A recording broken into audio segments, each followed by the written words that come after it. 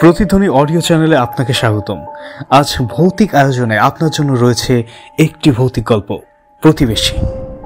আপনার সাথে ঘটা বা আপনার জানা কোনো ভৌতিক ঘটনা, গল্প, মিথ, লেজেন্ড কিংবা কাহিনী থাকলে আমাদের স্ক্রিনে দেওয়া ইমেল নাম্বারে পাঠাতে পারেন। আপনার পাঠানো ইমেলটি যদি প্রচারযোগ্য হয় তাহলে অবশ্যই আমরা আগামী পর্বে আপনার ঘটনাটি পড়ে শোনাব। শুনতে থাকুন প্রতিবেশী।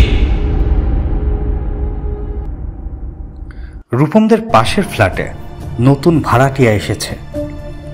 সকাল থেকেই পাশের ফ্ল্যাট থেকে নানা রকম শব্দ আসছে। ফ্ল্যাটটা খালি পড়েছিল গত 1 মাস ধরে। হেনা বলল, ভালোই হলো, এখন আর আমাদের ফ্লোরটা খালি খালি লাগবে না। চলো আজ বিকালে দেখা করে আসি ওদের সাথে। বিকালে রূপম আর হেনা দুজনেই গেল নতুন প্রতিবেশীদের সাথে দেখা করতে।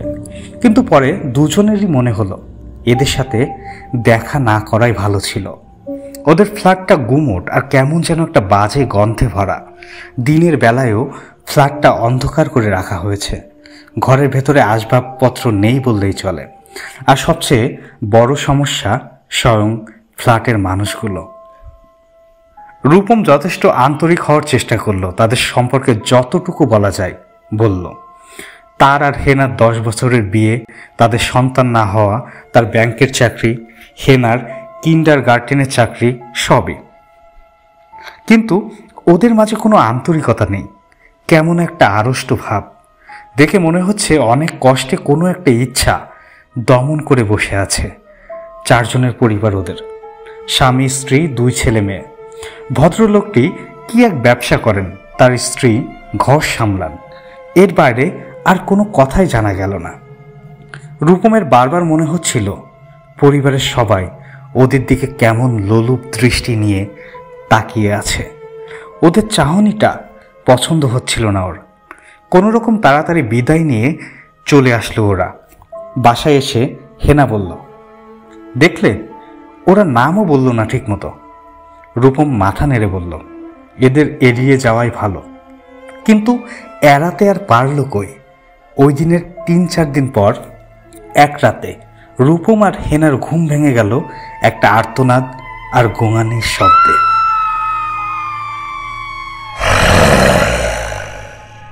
মনে হলো শব্দটা পাশের ফ্ল্যাট থেকে আসছে। ওরা দুজন খোঁজ নিতে গেল পাশের ফ্ল্যাটে। ওরা দরজা খোলার পর হেনা জিজ্ঞেস করলো, ভাবি সব ঠিক আছে তো? কেমন একটা চিৎকার শুনলাম আপনাদের বাড়ি থেকে। মহিলাটি বলল, কই, এরকম তো কিছু শুনিনি, আমরা তো ঘুমাচ্ছিলাম এতক্ষণ। ওদের দেখে অবশ্য মনে হলো না ওরা এতক্ষণ ঘুমাচ্ছিলেন। এই ঘটনার কিছুদিন পর এক রাতে রূপমের ঘুম ভাঙালো হেনা। ভয়ে রীতিমতো কাঁপছেও। রূপম তাড়াতাড়ি উঠে জিজ্ঞেস করলো, কি হয়েছে? ড্রয়িং রুমে কে যেন দাঁড়িয়ে আছে। রূপম তাড়াতাড়ি ড্রয়িং রুমে গেল। লাইট জ্বালিয়ে কাউকে দেখতে পেল না ও, কিন্তু কেমন একটা বাজে গন্ধ পেল নাকে, যে গন্ধটা ও পেয়েছিল পাশের ফ্ল্যাটে বেড়াতে গিয়ে। এরপর থেকে ওদের প্রায়ই মনে হয় ওদের ফ্ল্যাটে রাত্রে কে যেন হাঁটাহাঁটি করে। মাঝে মাঝে একটা বাজে গন্ধ পাওয়া যায়, কিন্তু কাউকে দেখতে পায় না ওরা। রূপম বুঝতে পারে না কেউ কিভাবে ওদের বাসায় ঢুকতে পারে। ঘুমানোর আগে দরজায় ভালো মতো তালা মেরে জানালার লক করে ঘুমায় ওরা। কোনো মানুষের ঘরের ভেতরে আসা অসম্ভব, কিন্তু কোনো লাভই হয় না। মাঝরাতে ঠিকই পায়ের শব্দে ঘুম ভাঙে ওদের। এক রাতে রূপম জেগে উঠে দেখে হেনা চুপচাপ বিছানায় বসে আছে, ওর চোখে পানি। রূপম উঠে বসে জিজ্ঞেস করলো, কি হয়েছে হেনা, কাঁদছো কেন তুমি? একটা বাজে স্বপ্ন দেখেছি। কি স্বপ্ন? দেখলাম আমার সামনে অদ্ভুত 2টো জন্তু দাঁড়িয়ে আছে, দেখতে মানুষের মতো কিন্তু মানুষ না। এর মধ্যে একটা জন্তু আরেকটাকে বলল, ছেলেটাকে নিবি না মেয়েটাকে? দ্বিতীয়টা বলল, মেয়েটাকে। এটা স্বাদই ভালো হবে মনে হচ্ছে। কিন্তু জন্তুটা তখন হঠাৎ আমার হাতটা ধরে তাতে কামড় বসিয়ে দিল। রূপম হাসতে হাসতে বলল, ধুরো বোকা, এতে কান্নার কি আছে? এর চেয়ে কত ভয়ঙ্কর স্বপ্ন মানুষ দেখে। হেনা কিছু না বলে ওর হাতটা এগিয়ে দিল। চাঁদের আলোয় রূপম দেখল হেনার হাতে কামড়ের দাগ, রক্ত জমে কালশিটে পড়ে গেছে। এর কিছুদিন পরই সবচেয়ে অদ্ভুত ঘটনাটি ঘটল।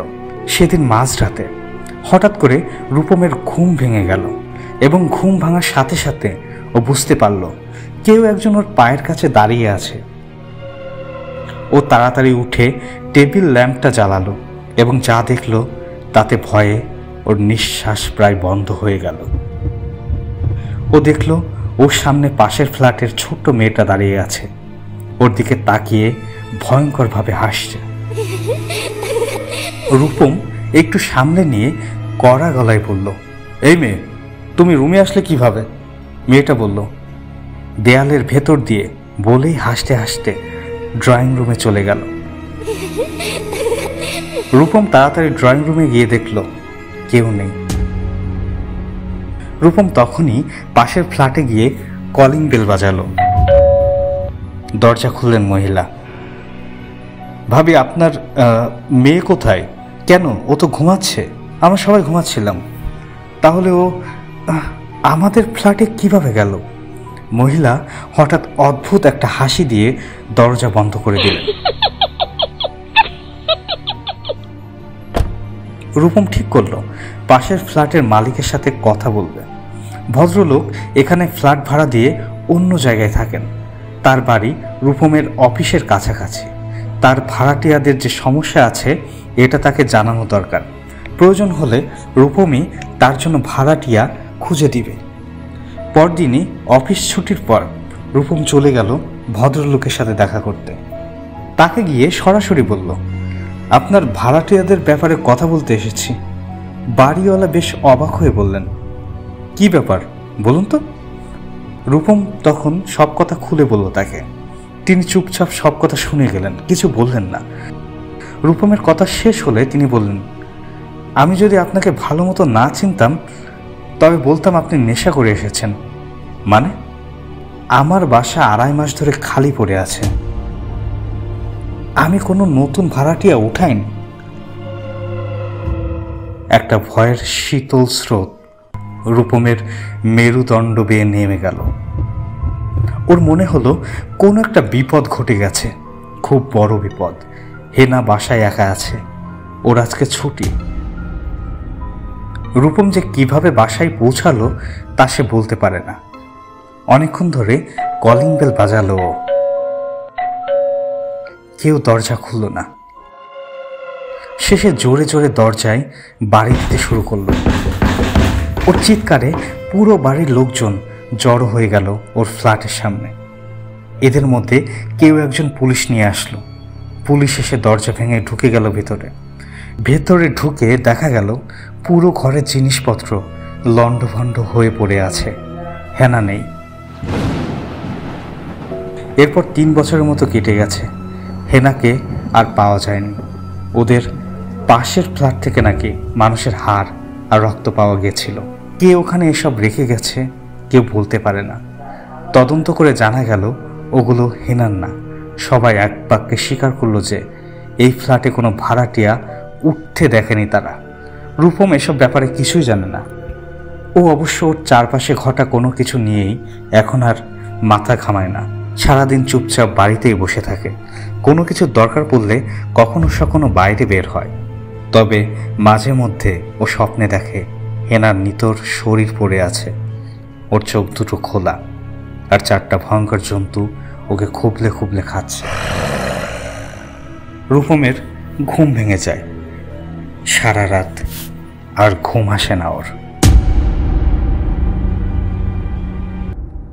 আমরা প্রতিনিয়তই আপনার জন্য নিয়ে আসব ভৌতিক, রহস্যময়, গোয়েন্দা এবং সায়েন্স ফিকশন গল্প। তাই আমাদের সাথে থাকতে আমাদের চ্যানেলটি সাবস্ক্রাইব করবেন। ধন্যবাদ।